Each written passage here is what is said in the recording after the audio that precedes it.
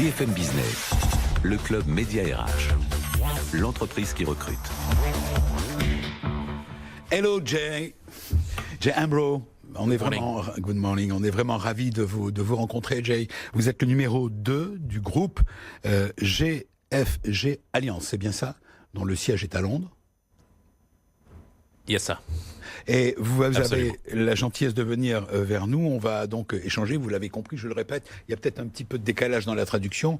Ce groupe est intéressant à regarder, à y voir de près, car c'est un groupe, vous allez avoir les chiffres, je peux vous les donner tout de suite, plus de 14 000 collaborateurs dans le monde, présents dans 30 pays, 220 sites à travers la planète, échange avec plus de 60 pays, 15 milliards de chiffres d'affaires, 10 millions de tonnes d'acier échangées chaque année par GFG Alliance. Au départ, vous êtes un groupe industriel, vous recrutez, on va y venir, bien sûr, vous êtes là pour ça.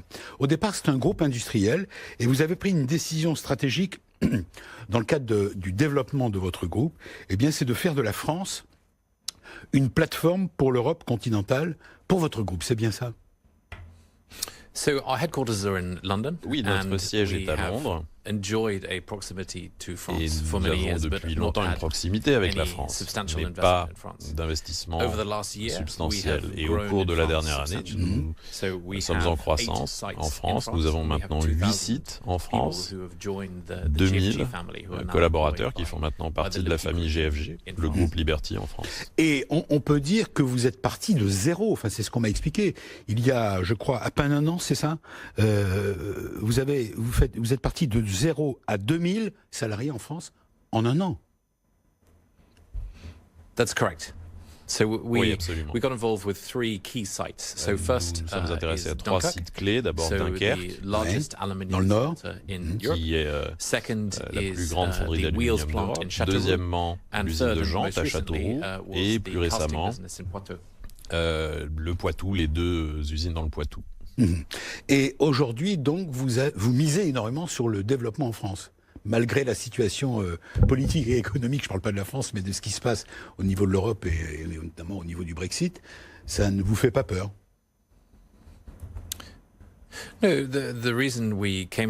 la raison pour laquelle nous sommes venus en France, c'est que la France a une riche histoire industrielle, ainsi que des techniciens hautement qualifiés qui, dans nos métiers, c'est-à-dire la croissance industrielle. Et c'est une excellente raison pour nous de venir en France. Nous sommes une entreprise de dimension mondiale, nous investissons un peu partout dans le monde, et nous avons pensé très sérieusement à venir en France, et puis l'opportunité de Dunkerque, évidemment, nous a fait entrer, mais nous souhaitons poursuivre. Alors, j'ai vu, on va donner quelques informations complémentaires. Cette entreprise, donc GFG, le siège est à Paris pour la branche française. Je répète, 2000 salariés en un an, hein, ils ont embauché 2000 personnes. Liberty Aluminium à Dunkerque, première usine d'électrolyse en Europe. Liberty Wells France à Châteauroux, seul fabricant français de jantes aluminium. On continue. Liberty Durosoti France à Salomine, deuxième carrossier industriel en France. Liberty Aluminium Technologie Poitou à Châtellerault, fabricant de culasses. Et enfin Liberty Cast Products Poitou à Châtellerault, fabricant de blocs moteurs. Vous êtes très branché automobile, c'est bien ça, surtout dans l'automobile. Mais votre business, c'est l'industrie lourde. L'aluminium. So, we look at our businesses in France to some degrees upstream and downstream. Nos entreprises sont à la fois en amont et en aval en France. Expliquez-nous. Ce qu'on a en avant, okay. And downstream is adding value to that aluminium, et en aval, c'est valoriser cet aluminium. Bien sûr. Et là, effectivement, pour le secteur automobile, mais nous fabriquons aussi de l'aluminium pour d'autres utilisations. L'objectif, c'est donc de faire, je le répète, de la France une plateforme en Europe continentale pour votre groupe, appliquer une stratégie. Votre GF, vous allez nous dire ce que ça veut dire, GFG, stratégie sur le sol français, ça veut dire quoi? C'est quoi votre stratégie? Quelle est votre méthode de travail? Quelles sont vos méthodes que vous voulez mettre en place en France par rapport à ce qui existe déjà en Grande-Bretagne, par exemple? So GFG stands for the Gupta Family Group. GFG, c'est le Gupta Family Group. Et la famille est un mot très important. Nous avons 3 mots-clés qui définissent notre groupe: la famille, le changement et la durabilité. La famille, c'est essentiel parce que nous sommes une entreprise familiale, nous ne sommes pas à côté, en tout cas pas pour l'instant, et nous avons une approche d'investissement à long terme. Le changement, deuxièmement. Nous cherchons à changer le regard des gens sur l'industrie. Nous créons de la valeur à travers l'industrie. C'est bien, vous avez raison. C'est un avenir à long terme, un avenir durable pour l'industrie. Et la durabilité, pour nous, c'est à la fois des objectifs environnementaux et des objectifs de profit. Alors, vous voulez devenir un partenaire privilégié des acteurs du secteur et de l'État français. Et j'ai noté, ça m'a interpellé, j'aimerais avoir vos explications là aussi. Vous dites que vous voulez redonner au savoir-faire français ses lettres de noblesse dans l'industrie. C'est quand même incroyable et c'est formidable que nos amis anglais se proposent, enfin, au travers de GFG, se proposent de redonner ces lettres de noblesse à l'industrie française. Il y a tout un travail, est-ce que vous avez entendu parler du Fab Tour, Patrice Béguet, qui est un des managers de BPI France, qui est en train de mener toute une campagne de communication extraordinaire, on en parle souvent dans cette émission, pour mettre en valeur l'industrie française. Est-ce que c'est ça l'idée ? Redonner ces lettres de noblesse à l'industrie française.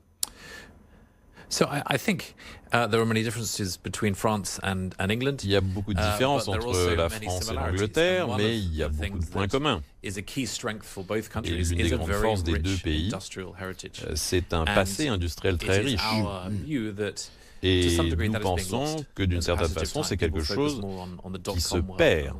Les gens se concentrent plutôt sur le secteur des services, Internet, etc. Il faut qu'on ait encore de la production d'acier et d'aluminium, et de façon rentable, plus proche des producteurs de ces produits à forte valeur ajoutée. Donc il faut avoir le produit et la valeur ajoutée côte à côte. Et vous voulez relancer cette activité en France, on vous en remercie d'ailleurs. Alors, cette stratégie a été aujourd'hui entendue au Green Aluminium, c'est bien ça? Expliquez-nous. Qu'est-ce que c'est que le Green Aluminium? So a relaunch, I think, is perhaps more of a reboot. Relancer peut-être pas, mais nous ne cherchons pas à changer les choses fondamentalement. C'est la définition du Green Steel, hein, c'est ça. Pardon, j'ai oublié de préciser. Ce que vous appelez le Green Steel. C'est Green Steel and Green Aluminium. Et effectivement, une partie de cette stratégie, c'est le Green Steel et le Green Aluminium, c'est-à-dire donner un avenir à l'aluminium dans un monde où tout le monde pense à la production bas carbone. Au Royaume-Uni, nous avons une fonderie d'aluminium zéro carbone. En France, nous avons une fonderie zéro carbone parce qu'elle fonctionne à l'électricité nucléaire. C'est une nouvelle vision pour l'industrie sidérurgique. C'est ça, c'est une nouvelle ère. Et c'est possible. Voilà, et c'est pareil, aussi bien de l'acier et de l'aluminium. L'acier et l'aluminium. Alors, j'ai dit que nous étions ravis de vous recevoir, car vous venez de nous annoncer des bonnes nouvelles. Non seulement vous voulez redonner les lettres de noblesse de l'industrie, de l'activité industrielle de la France, et on vous en remercie, je le répète. Vous voulez vous développer en France. On a vu que c'est vous développer à travers des grands sites ayant des compétences, et vous êtes à la recherche vous-même de talents, de compétences justement, pour développer ces sites. J'ai noté d'un côté 50 postes, c'est bien ça, à pourvoir pour Liberty Well, ça c'est à Châteauroux et à Brive, c'est bien ça, et 30 postes à pourvoir cette fois à Dunkerque. On va voir, si vous nous regardez, si vous nous suivez sur BFM Business TV, vous allez pouvoir voir l'affiche qu'on va nous mettre à l'image, mais sinon on va vous le traduire, on va vous le donner, puisqu'on est aussi présent en radio avec BFM Radio en simultané. Donc qui recherchez-vous? Expliquez-nous, cher Jay Hambrough.